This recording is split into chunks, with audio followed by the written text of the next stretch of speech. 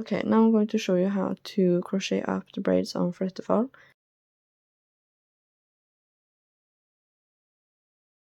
I have marked up where it's going to be. That says in the pattern, and if you want to buy the pattern, I can link it in the description and you can find it.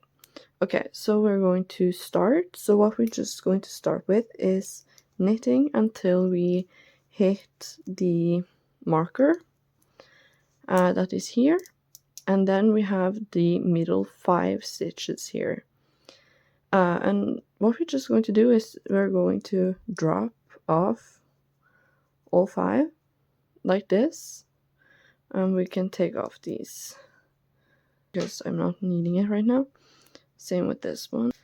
So what we're going to do now is we're going to unravel these 5 stitches. It looks scary, but honestly, if you come this far and you see, oh my gosh, something's wrong, or I don't have the bravery to do this, you could always knit or crochet these up again to be regular stitches, but that's not what I'm going to show you today. So yeah, we're going to unravel it.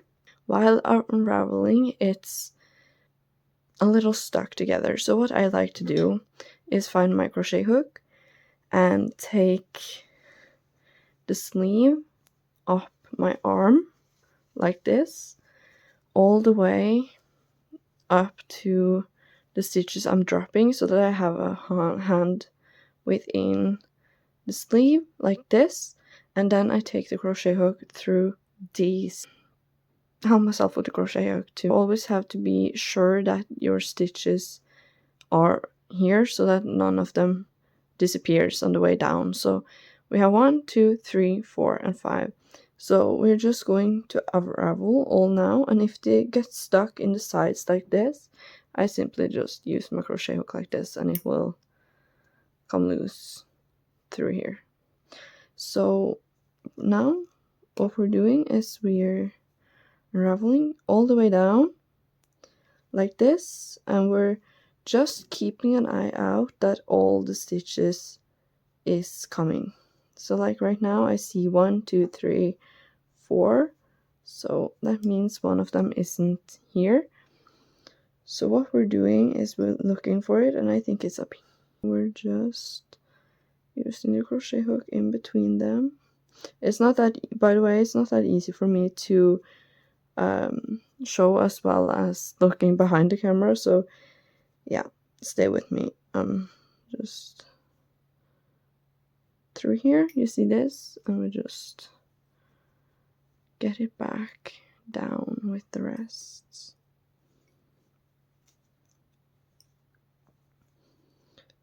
So 1, 2, 3, 4, and 5. So what we're just doing now is unravel it all the way down.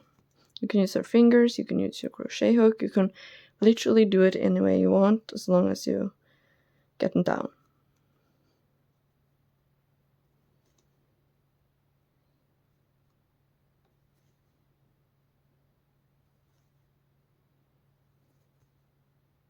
Okay, now that I'm like almost at the ribbing, like you see the ribbing starts here on the row before the ribbing.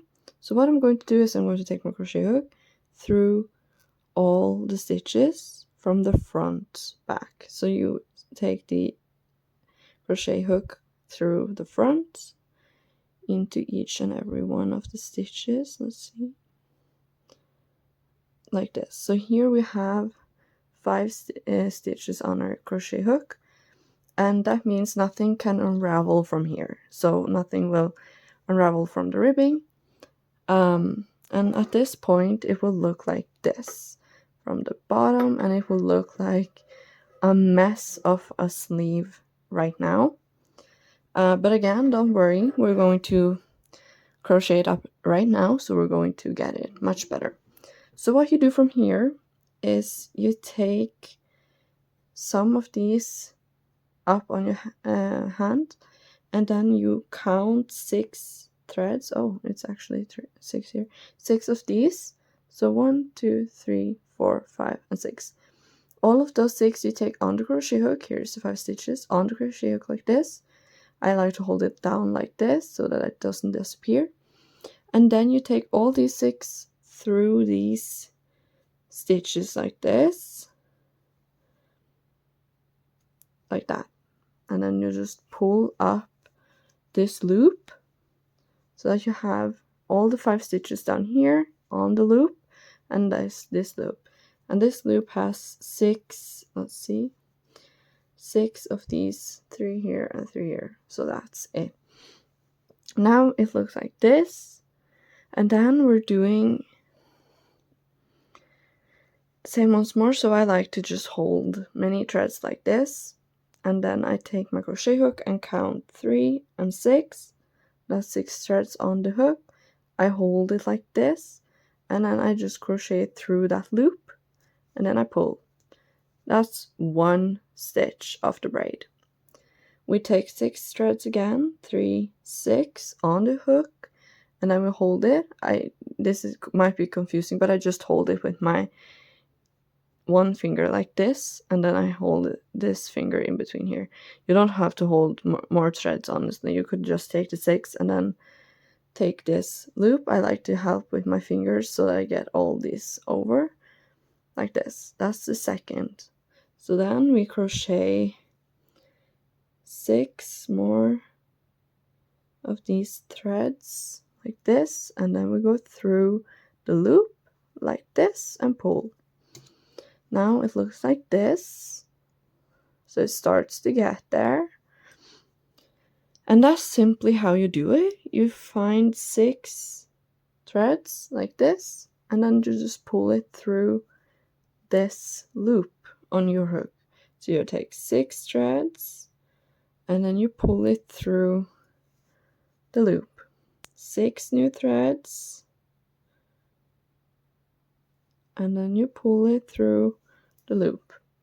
Now that I've done some, you can really see that it's starting to get like a braidy effect. So now we're going to do it until the end rows. So just keep doing it with 6 and 6 strands of yarn through the loop. Okay, so now I have these strands of yarn left before we're up at the needles again. So what I'm doing is counting them. I have 10 strands left. That means it won't go up 6 and 6. So what I usually do is I just take 5 of them. It doesn't really make any difference as long as you don't end with like 1 or 2 strands. So it's fine if you need to do less in the top because you won't really see it, but don't do like 2 through like this because then you will have this strange mid thing. So rather take like 2 or 3 of these with 1 or 2 strands less and do it even than make one where you end up with 1 or 2 strands. So just saying that, and then we're doing 5 through 5. And now that we're at the top like this, we're back up at top. I have this on my hook. So what I do is I take my left needle through this so that we take off the crochet hook like this, and then take off my right needle as well. I have the braid on the needle like this, and how it looks right now is this long, really beautiful braidy effect. So what I'm going to do is we're going to knit this, but we won't knit it loose like this because then it will be holes.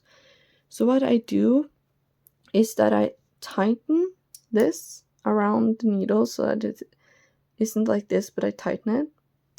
Then I knit a normal stitch that I tighten pretty well so that it looks like this. Tighten it, and the same with the next 2 stitches. I tighten it pretty well, so it's a pretty tight fit around the needle, but that's what you need. I also like to like pull the braid down so that you will see it more even. Right now it looks like it has really many holes, but it doesn't really. It's just the way it films and stuff. But this is like how it looks. So now what you're going to do is you're going to knit until you're at the next sleeve that is over here on this side that has nothing on it. And like, look at this difference. It's the same sleeve. One is crocheted up, the second is not. This Just look at this different. This one looks much more exciting than the plain one. So yeah, do it on the second sleeve, and I hope this tutorial helped you. And yeah, I have also gotten a lot of questions what you do on top, and what I just do is knit it, but I tighten it, and then on the next row we're going to start the ribbing again, like this. So that's in the pattern, but what you really do is you tighten it here. I'm going to show you on other sweater I made. This is the same mine design. This one is the sweater that I made a few months ago. This is honestly the first original FletteFall sweater I ever made. The point was that you're doing the ribbing in the top. This is how it looks. And then you just knit normal, not the ribbing. I really do hope the tutorial helped. Again, the FletteFall pattern is in the description, and I really hope you want to make it, because honestly this is a sweater that's fun no matter what. It could be a good sweater if you have made 1 or 2 raglan sweaters, because this one is truly just a raglan sweater. Like, see here, I have my raglan here with the braid on, and it's done in a little different way, of course, and stuff, but like, it's cute, and I'm pretty happy with it. So I hope this tutorial helped, and let me know if you have any questions, and I will try to answer them. So, happy knitting!